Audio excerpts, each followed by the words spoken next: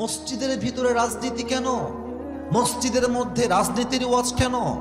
মাহফিল চলবে তাফসীর দিয়ে, রাজনীতি কেন? এরকম কথা কি আজকেই শুনলেন, না সমাজে কথা আছে না নাই? বলেন বলেন বলেন বলেন। আমি সবাইকে একটা প্রশ্ন করতে চাই। Look at my right hand. মাহফিলে রাজনীতি চলবে কি চলবে না? মসজিদে রাজনীতি চলবে কি চলবে না? আমি গলার জোরে নয়, দলিল দিয়ে, প্রমাণ দিয়ে, হাদিস দিয়ে, কোরআন দিয়ে, লজিক্যালি যুক্তি দিয়ে আপনাকে বোঝাতে চাই। এই কিতাবটার নাম?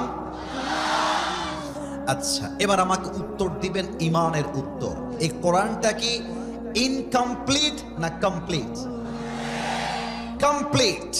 তার দলিল কি? কোরআনে আল্লাহ তাআলা বলেছেন, وَنَزَّلْنَا عَلَيْكَ الْكِتَابَ تِبْيَانًا لِكُلِّ شَيْءٍ وَهُدًى وَرَحْمَةً وَبُشْرَى لِلْمُسْلِمِينَ. O my prophet, I have revealed this Quran to you, explaining everything clearly.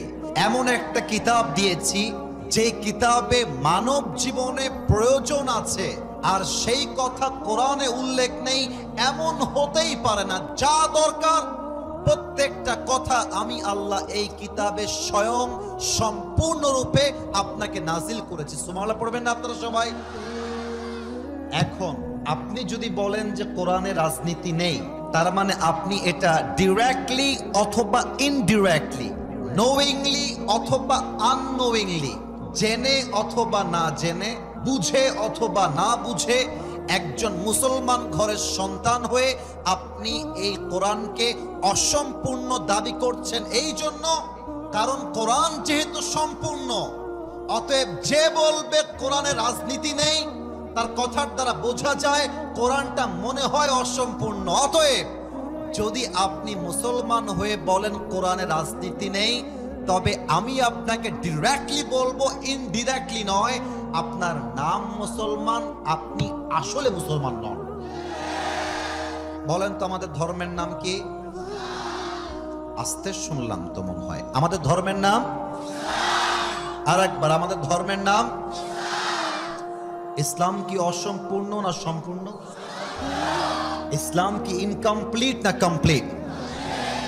দলিল কি? কোরআনে আল্লাহ তাআলা বলেছেন, আল ইয়াউমা আকমালতু লাকুম দীনাকুম ওয়া আতমামতু আলাইকুম নি'মাতি ওয়া রাদিতু লাকুমুল ইসলাম দীনা. O my prophet, today I have perfected your religion for you.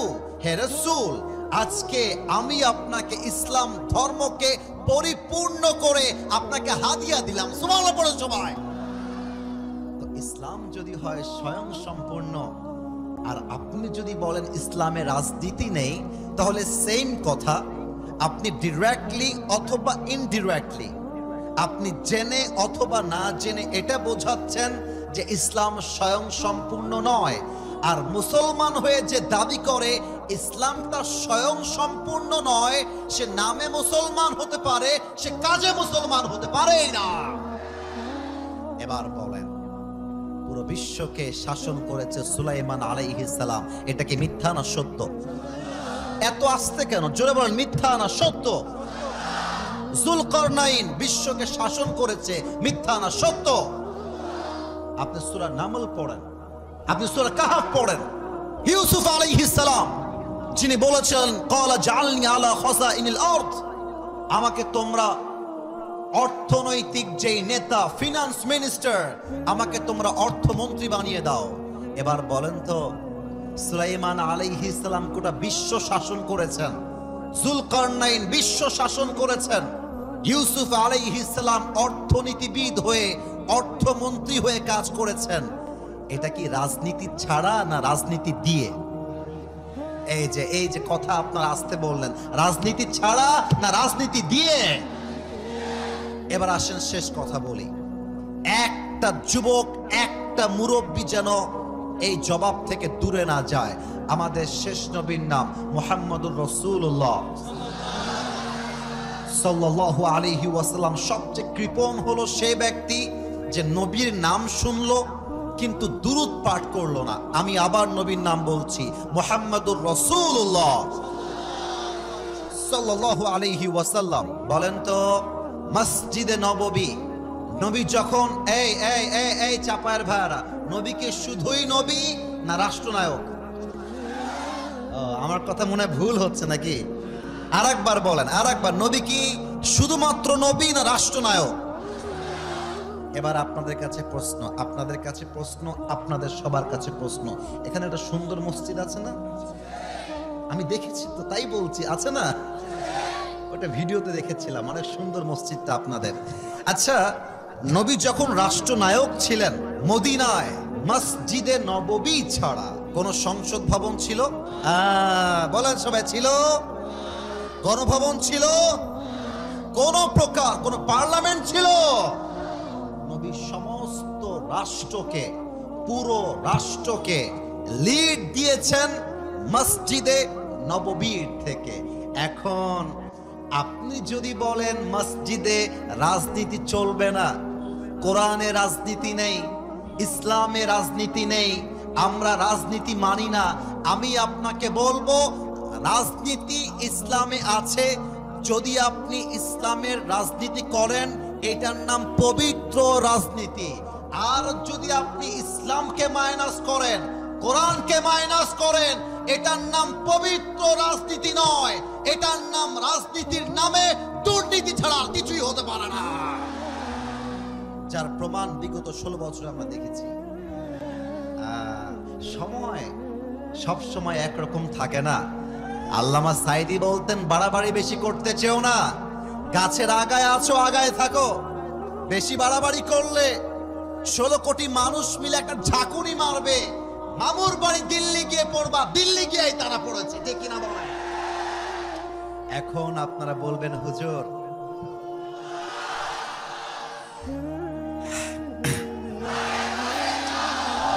কথা বুঝতে হবে। প্রিয় ভাই থামেন, let me give my speech very clearly. এখন আপনি বলবেন, হুজুর আচ্ছা ঠিক আছে যান, আপনি অনেক ফেমাস মানুষ, আপনি মনে হয় ফেমাস সিটির দোহাই দিয়ে কথা বলছেন, আপনার কথায় খুব বেশি একটা শক্তি খুঁজে পেলাম না। আচ্ছা হুজুর, আপনি বলেন তো, কোরআন দিয়ে রাজনীতি করলে ইনসাফটা কায়েম হবে কেমনে? একটা এক্সাম্পল দেন, আমি বোঝাচ্ছি।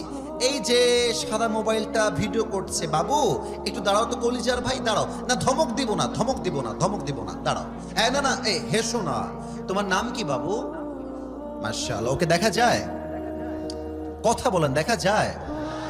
কথা কহেছেন না কেন গো? দেখা যায়? মাশাআল্লাহ।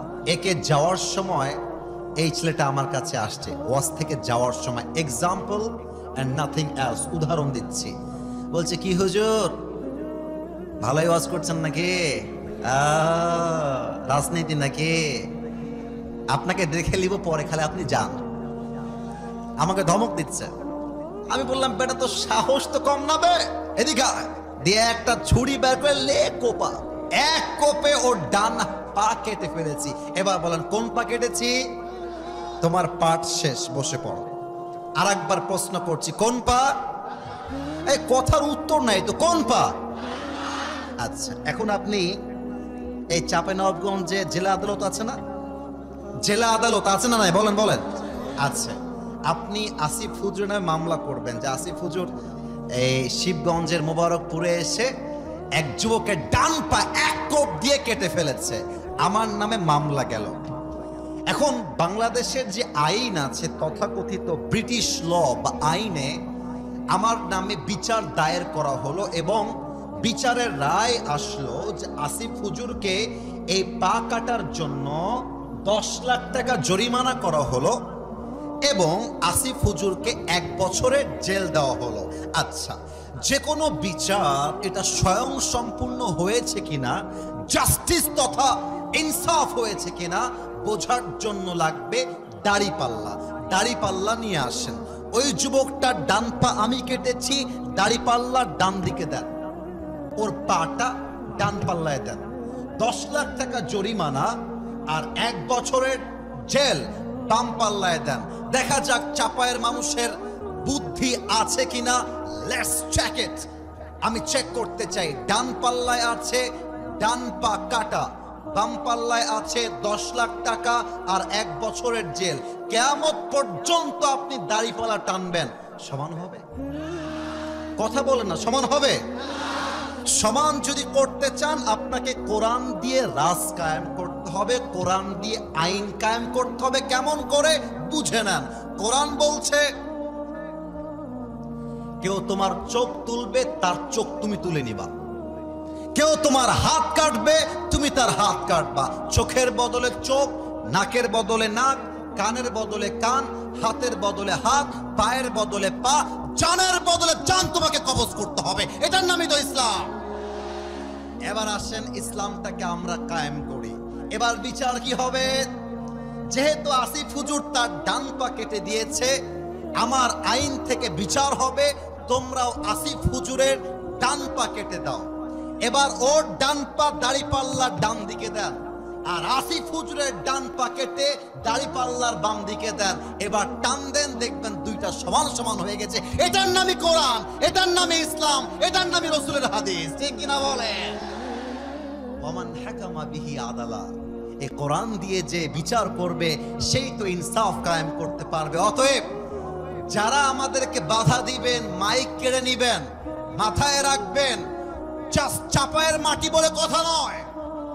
আগামীর বাংলাদেশে যারা এই তাফসীর মাহফিলকে ক্ষমতার জোর দিয়ে, দলের জোর দিয়ে, নেতার নাম দিয়ে মাইক কাটতে চাইবে, ওর পিঠের চামড়া একটাও থাকবে না চাপায়ের ভাড়া। আমার দুহাত তুলে বলো সবাই, ঠিক কিনা?